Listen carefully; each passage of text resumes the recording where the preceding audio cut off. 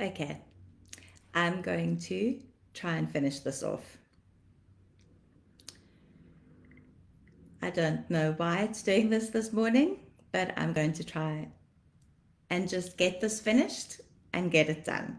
Okay, and then for those of you who have the patience to watch part 1, 2, and 3 of this morning, Start Your Week with Sally, please do. But I'm going to try and just get this finished so that I can actually get through what I wanted to say this morning. So we went through the armor of light. We went through everything that is in the Ephesians 6 verse 10 to 18, and that is what we've covered. What I wanted to mention this morning was this. We spoke about the intimacy that comes with the intimacy, the kiss, the armor and the kiss. That is the same ancient Hebrew word. And some of you may follow Heidi Baker from Iris Ministries. She was in Israel when war broke out in Israel, and she remained in Israel for a time after war had broken out. And she released this word when war broke out. And what she said was quite profound, because she said something along the lines of, she spoke to the church and she said something along the lines of, wake up, sleeping beauty. Wake up, sleeping beauty. And we all know the story of Sleeping Beauty. You know, she was woken with a kiss. And I thought that that was actually quite profound, because that is what the church actually needs. The church needs the kiss of Jesus. They need the kiss, the armor. They need Jesus to kiss his bride and armor her up with the armor of light to awaken the dawn, to awaken the church so that she can awaken the dawn and awaken the nations and armor herself up in her intimacy with Jesus to bring forth everything that needs to be brought forth at this time. Sometimes those age-old fairy tales, are actually not far from the truth of what is needed at this time. So it's everything that I wanted to sum up everything that we've spoken about. And actually, I wanted to read to you very lastly, because before I lose connection again, I wanted to read to you from Song of Songs, and I'm going to read from the Passion Translation. And I know that not everyone is a fan of the Passion Translation. I get that. I completely understand that. And I know that there are many people who say it shouldn't be called a translation, it should be called an interpretation. And I'm not arguing with any of those things. I have no issue with the Passion Translation. If you don't only read the Passion Translation, as long as you're reading various different translations. In fact, I have an issue with any translation if you only read one translation. If you followed me for any length of time, you know that I am insistent that people read many different translations, because that's the only way we get the fullness of what Scripture is trying to say. What the Passion Translation does bring is it brings a full description of the ancient Hebrew and the ancient Greek. And often if you compare it to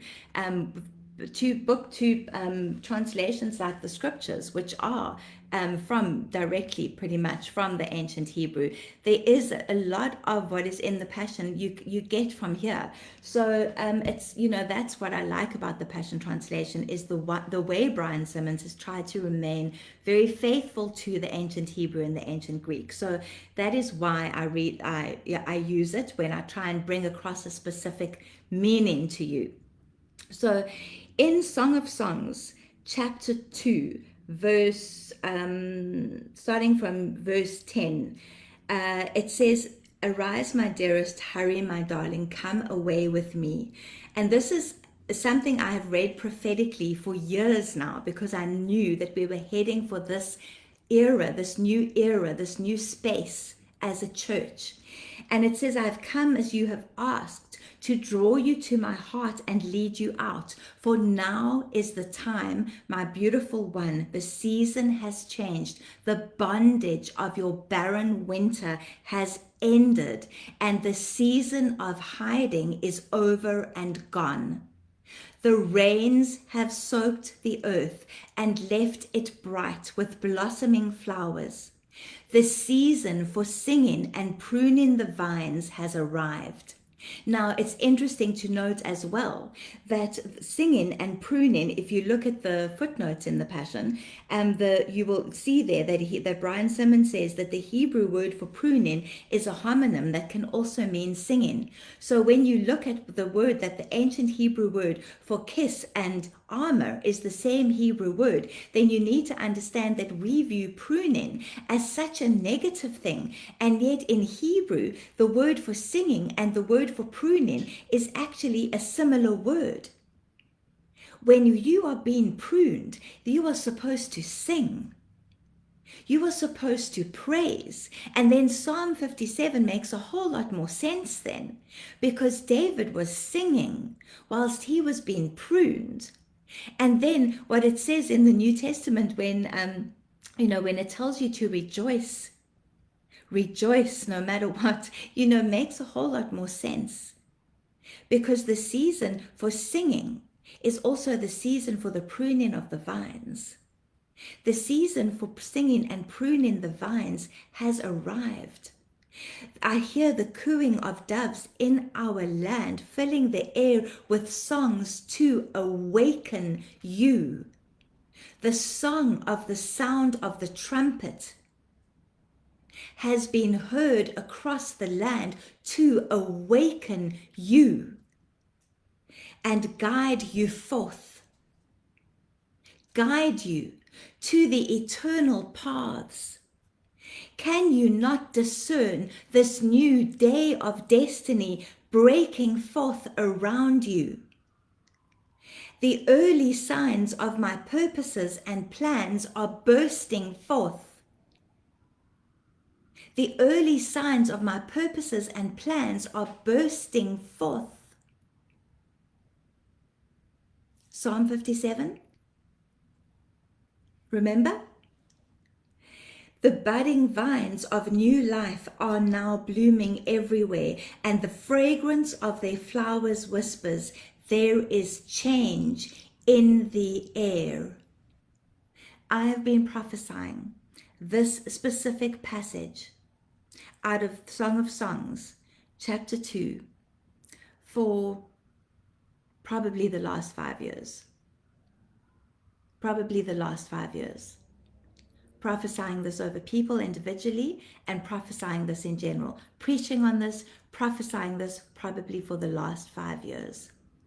And now God has pulled it all together in this time of convergence, in this specific decade, in this new era. That it is now in this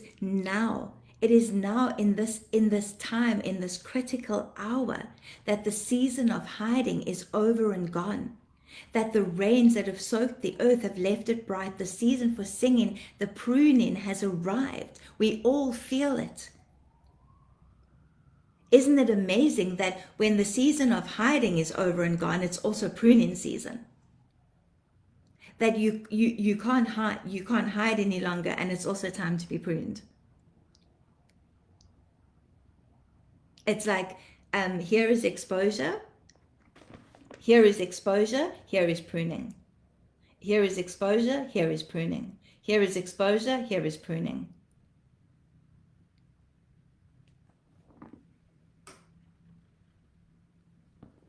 Here is the sound and the awakening. Here is the sound and the awakening. Here is the sound and the awakening.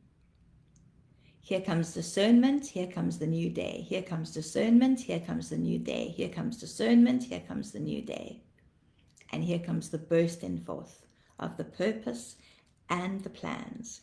The purpose and the plans. And with that, and how often do we so want the purpose and the plans and the promise and the purpose and all of those things, but then the change happens and we don't want the change. We want all the purpose and the promise and all of those things, but we don't want the change. It comes with change. Big change. Enormous change. Okay. I'm going to leave it at that, because this has probably been the most disruptive live I've ever had. And I know it's because this message is important. So I will probably repeat it on Wednesday in more detail, and trust that the internet connection will hold. I love you all. Bless you all. See you on Wednesday.